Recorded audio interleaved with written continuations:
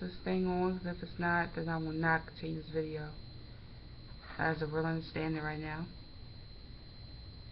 I'm gonna give it some time. Alright. I know it's been a minute. It's been a minute for me.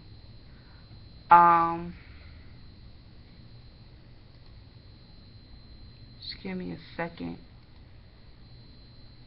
It's been about, wow, it's been about 6 months since my last video. And I'm not going to talk about any mental issues today because I don't think I'm done with the mental for today. You got the excuse because I like to wander around and look for, but it's just like to really, just for something to just look at. And if there's nothing, I'll just stop here and be like,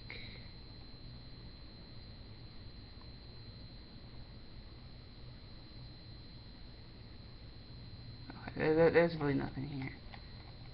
Well, nothing's, interesting to me. Okay, so today I want to talk about a surgery that I haven't talked about in a while. It's been a while since I had like a surgery. I don't know why I'm talking about it, but I feel like I need to get it off my chest. So let's get started. Basically, let's get started. So it's about 2 years ago, I had made an appointment to go to the doctors for, well, not like my primary physician. I was 18. Oh God. I was 19 at the time, and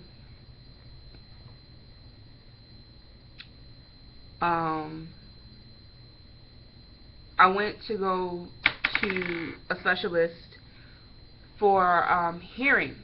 It was some ringing in my ear, so I went to an audiologist. Because I found out she wasn't an audiologist, so I forgot what her specialty was. And she, for some weird reason, decided she wanted to look in my mouth. Now, mind you, I went to the I went to see an audiologist for hearing. I didn't go there for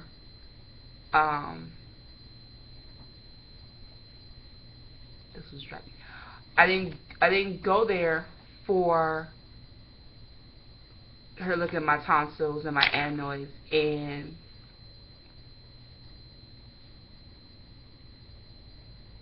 she could tell that my adenoids and tonsils were swollen, and they were like the size of like quarters. So she scheduled a surgery for me to get them removed. So to make it short, she scheduled to give me a tonsillectomy and an adenectomy, which is the removal of the tonsils as well as the adenoids.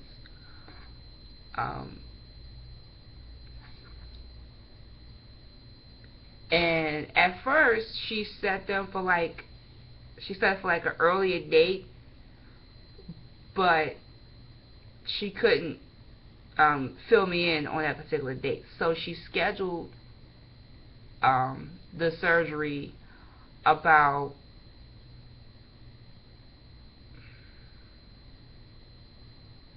$11 days later, because it was scheduled on the 15th of June.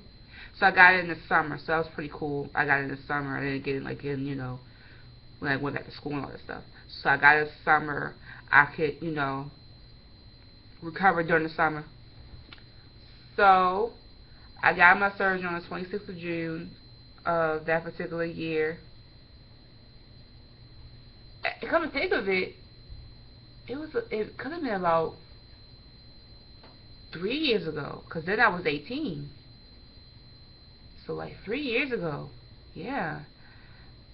I can't really tell you much because all I remember was getting on the bus. Well, let me tell you before I got on the bus. Um, all I remember was not sleeping for and for that particular night before the surgery.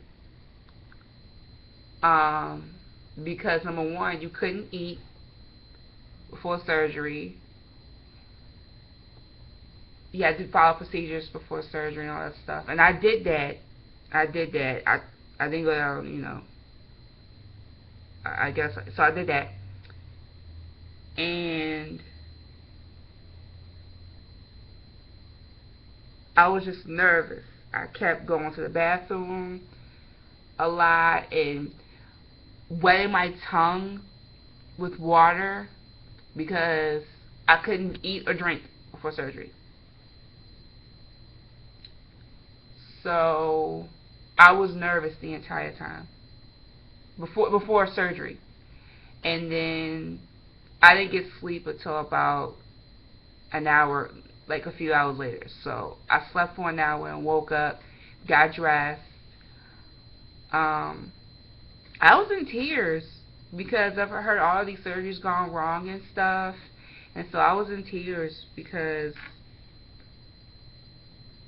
I know that if I didn't get the surgery, something bad was going to happen, and I didn't want that to happen. So, I went in to Johns Hopkins.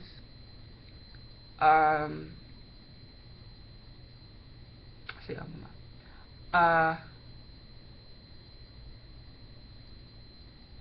and they they talked to me about how long it's going to take. The two surgeries combined took a total of 10 minutes.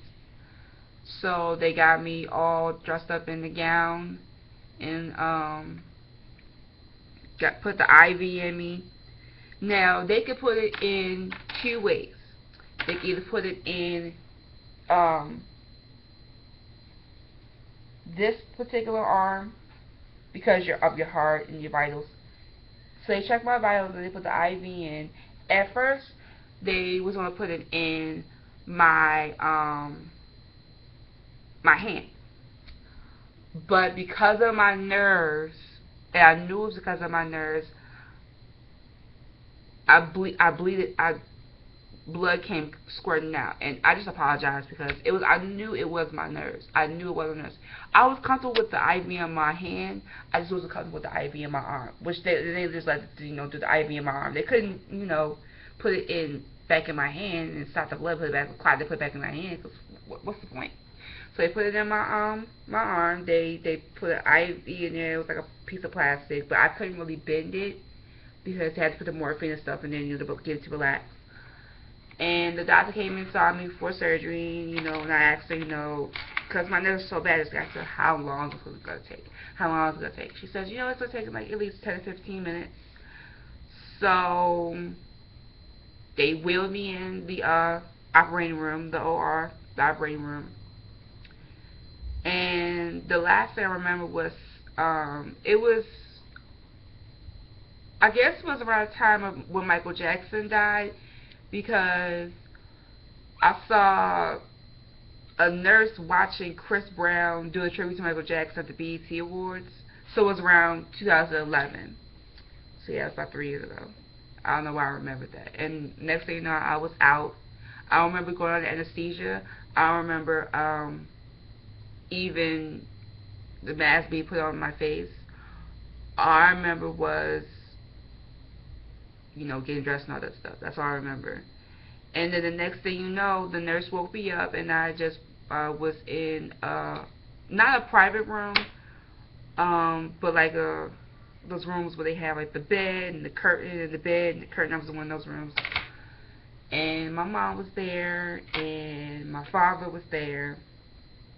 And the first thing I said was, it's over? It's over? Is it over now? It's done, right? It's done. Oh, wow, okay.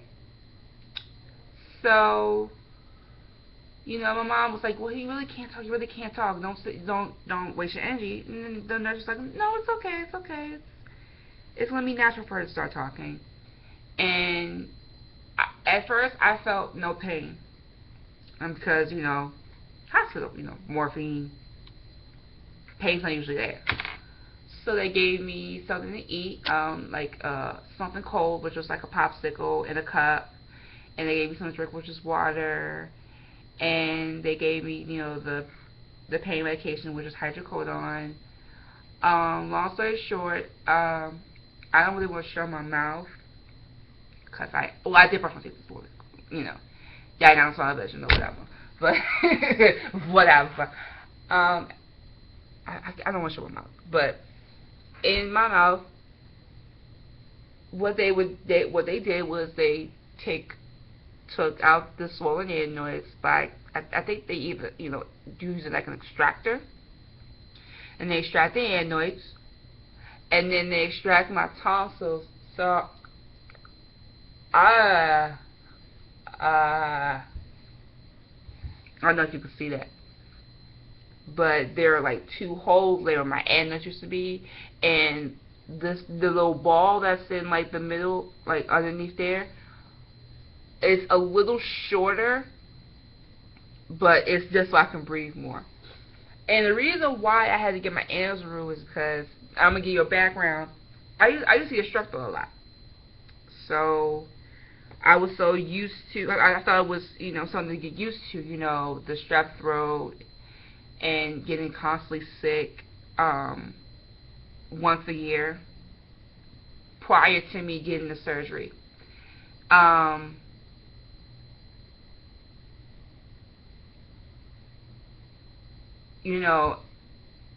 I thought that was just, normal. And then I had like this big thing on my neck, like right around here, that I could push around and move.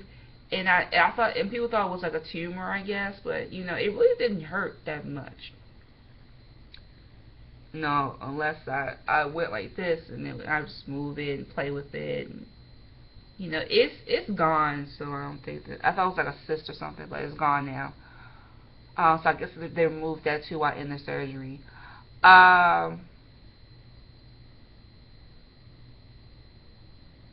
a scale of 1 to 10, as far as the pain level went, it went from like 1,000, because I was in much pain after, after they took the morphine out, they took the stickers off, and check my vitals, make sure I have my vitals correct, and the stickers, and it's not related to me. Well, it is related to me, because there was another person in there who had the same surgery that I did, and he was knocked out. He was a white guy, and he was knocked out. So I'm like, so that's what I'm gonna look like when I get home. I'm gonna be knocked out. I wish I had pictures, but unfortunately I do not have any pictures of me after surgery. I don't do that before and after crap. That's not my thing. But yeah, that was one of my major surgeries as far as my physical health being concerned. Other than that, I had fully no intention of going back to the hospital for any major surgery like that ever again, unless it was really necessary. But what the doctor did that for me was that my tonsils were darkened. So whatever was in my tonsils never really affected me. And then the odds, in my opinion, the odds of me getting strep throat with, even though I got the tonsils removed and the adenoids removed, there's possible that I could get strep throat again, after they removed. So I took precautions, very seriously. I take my health very seriously now than I did before, because before I didn't really even care. I ate what I want. I was like 165 at the time. I could eat what I want and all that stuff, and not have any problem with it, and defecate it out. Now I'm getting bigger, and my health is not really at risk. I can still move around, but it is it's always a mental thing. Even though I don't want to talk about the mental part, the mental aspect of it, because in my opinion, it didn't matter, and I am super hungry. Um,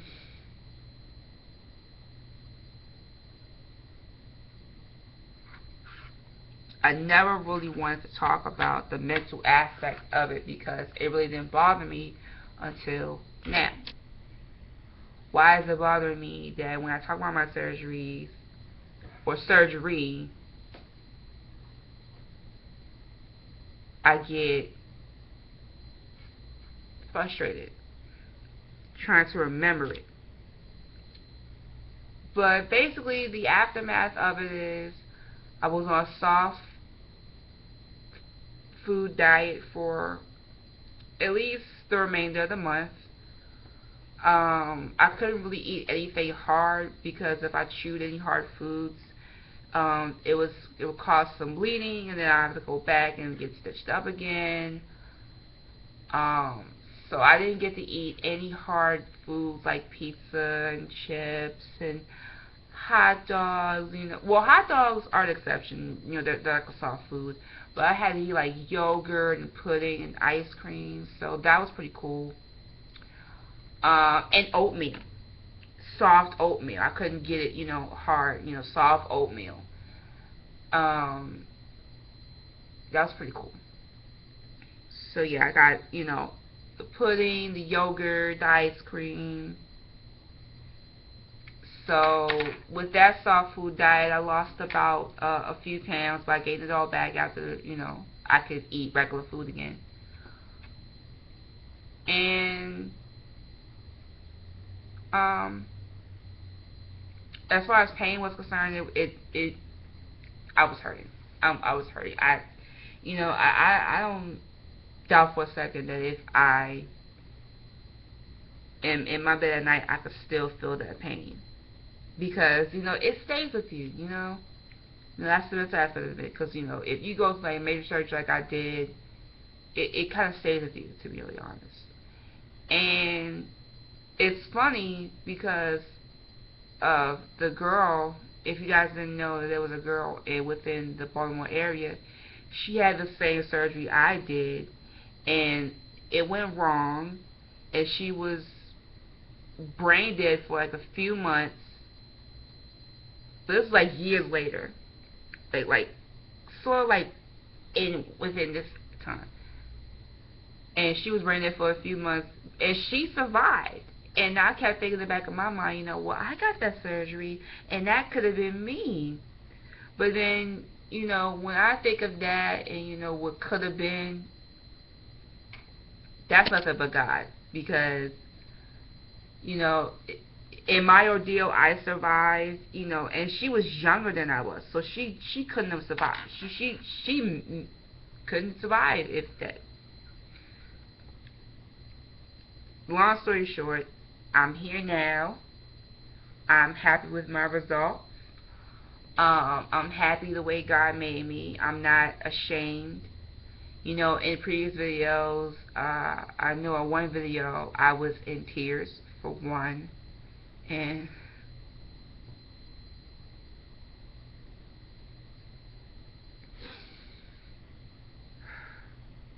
you have to excuse me.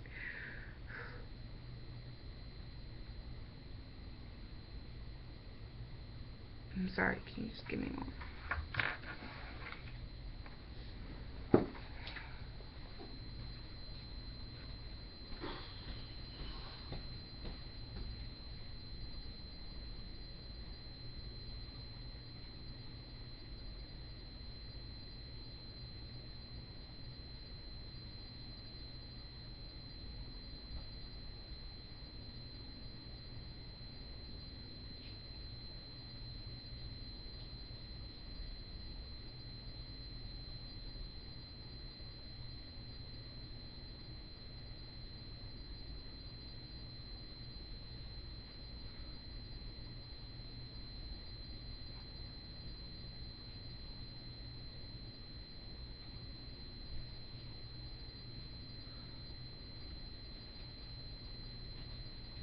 I'm okay. I'm okay. I'm okay. I'm okay. And I apologize if this video, well, it's not that really long, so it's not really that long, to be honest with you. So, uh, yeah. Um, I guess I'm apologizing in advance for this video being super entirely long, but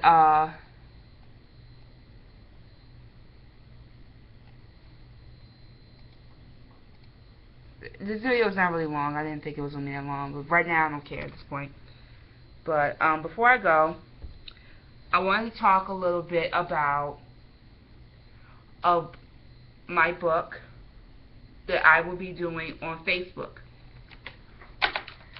It'll be coming the spring of next year, and it's going to be called The Crazy Dancers of Spider Avenue. I have a Facebook page for it and everything.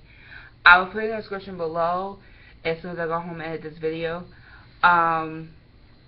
which will probably be somewhere around next week, because I have to get myself together for this breast cancer walk, which I will also put in the description below if you want to come out and walk. Not for me, but just for you, who you know with breast cancer, who has survived, who you've lost. And if you want the official breast cancer directions and all that, it's going to be at where it's always been for 22 years. It's a 22nd annual Strategic Mayor Breast Cancer Walk at Hunt Valley, 118 Sean Wan Road. And it's if you want me to be really specific, if you don't know where Sean Wan Road is, then that's where the McCormick company is, the Spices company. That's also where some restaurants are. I'm not sure about the restaurants at this time, but just think of the light rail, the McCormick's, and Wegmans. That's the Jewish Whole Foods market they have down there. I really want to make myself remember, but at this time I don't really want to talk about it because whatever. But other than that, that's pretty much it. You know, I just want to talk about, you know, something that happened in my life that I thank God that I, you know, can truly say that I recovered faithfully. After that surgery, I was still in high school, and I was struggling with my high school assessments, that are known as HSAs, and I passed all 4 with flying colors, which made me eligible to graduate. I graduated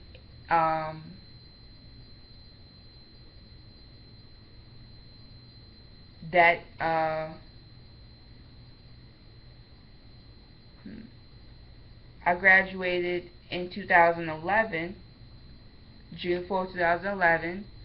I wish I had my diploma with me, but I don't need to carry something that I worked hard for 4 years with me everywhere I go. Well, next year it'll be 4 years that day. And that's pretty much it. You can, if you want to comment, you know, ask me further questions. I will do my best to reach out to you.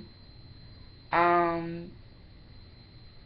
won't be doing any more vlogs this week because, number one, I am extremely lazy and I don't feel like showing y'all around my neighborhood no more. And number two, the way my camera is set up, it just refuses to work because, once again, I'm extremely lazy and I don't want to buy batteries. So that's that. But if you want more information about the breast cancer walk, I'll put that in the description below, because the breast cancer walk is tomorrow. I don't know if there's any late registration. So, you know, you gotta go on the website for that. But other than that, I really appreciate you watching this video. Please like, comment, subscribe. You can follow me on Facebook and Twitter. I'll put that in the description below. You can actually follow me on Twitter at KiaStylez2012 at twitter.com. You can also email me at KiaStylez2011 at gmail.com. You can also hit me up on Leticia. I do some stuff on there. I sell some things on there. I sold like some makeup to some females who, you know, truly earned it. And I'll talk to you more about that in another possible video. I'm actually loving this setting right now. I'm in school right now, so yeah. But anyway, thank you for watching this video, and hopefully I will see you soon. I'll talk more about my book, which will possibly be somewhere around next week, because I'm not doing anything towards the end of the week. That's not what we're doing. So let me end this video right now. So I appreciate it. See you guys, and bye.